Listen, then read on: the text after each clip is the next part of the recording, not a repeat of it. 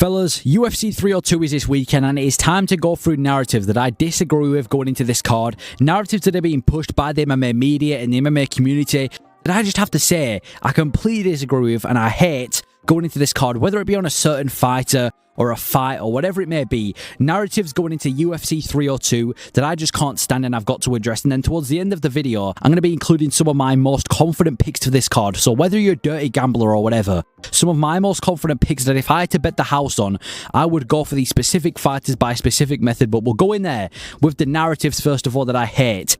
The first narrative is Kevin Holland versus Maau, and it's the narrative that Kevin Holland's going to beat Maau because of grappling. Now, don't get me wrong, I understand Macau's grappling is atrocious. His submission defense, his grappling overall is not good, and he's a very, very one-dimensional fighter, I understand. But look at his opponent. He's facing Kevin Holland.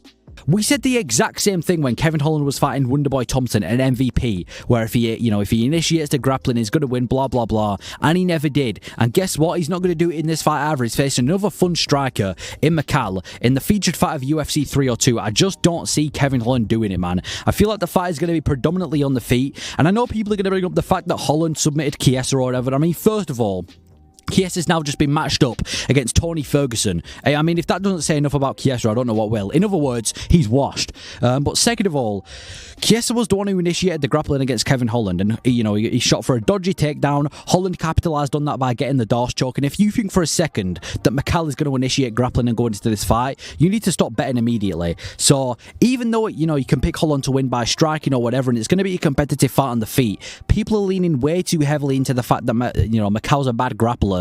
Because even though he is a bad grappler, if there's one guy that's going to submit him, it's not going to be Holland. Unless Holland, drops him and then latches up a submission similar to what Michel Becerra did.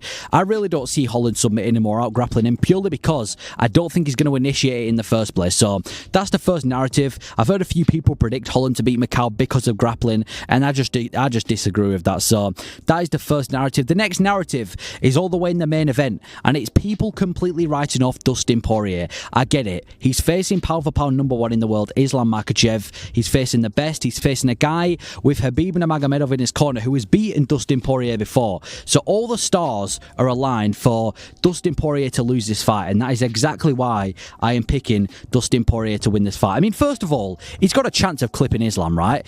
I know Islam's faced every single style that could ever possibly exist, but it's Dustin Poirier, man. One of the best boxers at 155. We just saw him KO Benoit Saint Denis. He's facing another southpaw, which is quite favourable actually for Poirier on the feet, and he's got great leg kicks. Plus, we've seen it, Islam Makhachev, he's beatable. I mean, first of all, he's been KO'd before, and look 2 fights ago against Volkanovski, that first fight against Volkanovski, it showed that if Islam Makhachev is very, very beatable. So he's not this undefeated machine that we all think he is. So, yeah, that's the first reason. The second reason, the Paulo Costa curse, man. If you don't know what the Paulo Costa curse is, every champion that has ever fought on a card with Paulo Costa under him, or on the card as well, has lost their belt. So I believe Costa's 8-0 with this curse. So it's one of the most active curses in the UFC, where if you ever fight as a champion and Paulo Costa's on your card, you're probably going to lose the belt. I really do feel like that's going to help factor into this fight as well. And then the third one is Poirier's faced heavy grapplers before. Like I said, he's faced Khabib Nurmagomedov. He's faced Charles Oliveira. He just faced Benoit Saint Denis. He's got Gamrot in his corner. The dude is facing grappler after grappler. And granted, maybe these didn't go too well for him, but it's the experience that counts for Dustin Poirier, and I really do feel like people completely writing him off. You've got to stop, man. Is it the logical decision to go with Islam Makhachev on paper?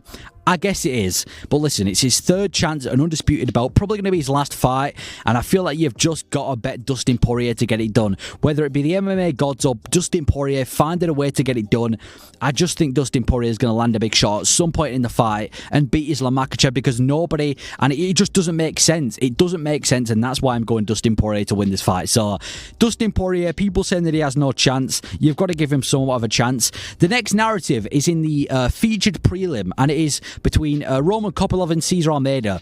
People are looking way too much into Cesar Almeida's kickboxing background, man. Like, we get it. He fought Alex Pereira 11 years ago. That was 11 years ago when Pereira was starting off in kickboxing. And he's 1-2 against him.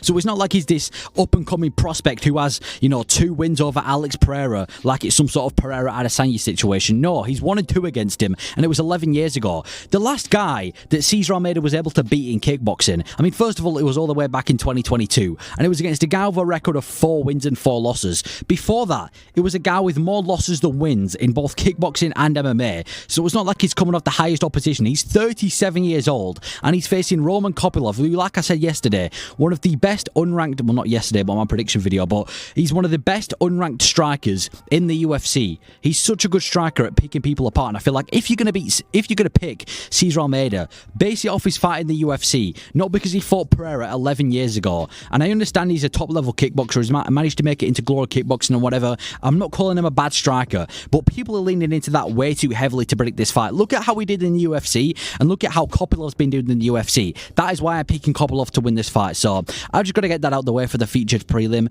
The next narrative is between Romanov and Almeida. And listen, the bookies are trying to brainwash you, man. Romanov has no chance. Almeida's a better grappler. Almeida's more athletic. Almeida's beaten better guys than Romanov. Striking wise, they're both shit, but it doesn't matter. It's not even going to be a close fight. Almeida's fought 5 rounds. He's fought before. He's fought many different styles of fighters. Romanov could just about get past the fat heavyweights. He couldn't even finish Blagoy Ivanov. I now understand that Blagoy Ivanov's kind of the unfinishable fat heavyweight, but he went to a decision with him. And Romanov's just not built for 3-round fights. Like, Romanov, he isn't even built for a 1-round fight. He's built for about a minute, and then he's done. He's going to gas out in that first round. And this, moves me into my confident picks. And my first confident pick is Gelton Almeida winning this by... Well, Gelton Almeida winning this is a confident pick. I feel like if you're betting on Romanov to win, you hit money, right? So Almeida winning this is the first confident pick. If you're going to pick a method, most likely going to be TKO. He could latch up a submission, but I really just feel like Romanov's going to gas out after the first grappling exchange, and we're going to see Almeida fire down ground and pound. And then, the next one, if you want to go even further, bet it in the first round. Like I said, Romanov ain't built for 3 rounds. He's built for about 30 seconds, and then he's done. So Almeida's probably going to TKO him in the first round, and I feel like if you use that on your parlay, it's easy money. So Almeida TKO in Romanov in that first round is probably one of the best bets. My next one is between Ailin Perez and Jocelyn Edwards. Jocelyn Edwards just isn't that good. I feel like people have looked at the records between them, and a lot of people have picked Jocelyn Edwards, where if you really break down the fight, Edwards is barely scraping past these fights, and I feel like Ailin Perez has shown that she's a better fighter. So I'm picking Ailin Perez to win that one, and I feel like that should be a pretty confident pick as well. So if you're going to bet money on either of them, bet money on Ailin Perez. The next one is on Grant Dawson and Joe Zielecki. I understand Grant Dawson. Some people might say he got fraud checked by Bobby Green when he got slept, but Grant Dawson is still a great grappling prospect in the lightweight division. He's got great wrestling and grappling. He's a dangerous submission artist, and even though Joe Zielecki's also got good grappling, Grant Dawson is better everywhere the fight goes. If you're going to bet on one of them, bet on Grant Dawson, man. I know he got clipped by Bobby Green, but that's a completely different style to Joe Zielecki, first of all, and the lightweight division is competitive, so go on Grant Dawson. Bet on Grant Dawson. I would not bet on Joe Zielecki to win this fight, and I really do feel like Grant Dawson's got this one in the bag. And one of my most confident picks on this entire card is between Basil Chavez and Mickey Gall. So Mickey Gall's coming back. He looked terrible in his last 2 fights. Terrible. And he's back after 2 years. Those 2 fights that I just talked about being terrible, those were 2 years ago. I don't know why he's still in the UFC. And he's facing Chavez, who's looked really good on the regional scene and was able to survive and eat big shots from Jack Della Maddalena as well. Chavez has looked way more impressive recently than Mickey Gall, and I feel like this is going to be Mickey Gall's fight where he gets destroyed and he officially gets cut from the UFC. Chavez, he kind of got done dirty when he had to fight Jack Della Maddalena in his first fight in the UFC, so I feel like he's going to go out there and TKO Mickey Gall in the first round. So like I said, if you like money, bet the house on Chavez. And that is my narratives that I hate going into UFC 302, and as well as some of my most confident picks. If you want this to be a series that I do for like every pay-per-view now, just let me know. I'll do that for every pay-per-view. But yeah, my narratives that I hate and my confident picks. Let me know your thoughts on them. Thank you for watching.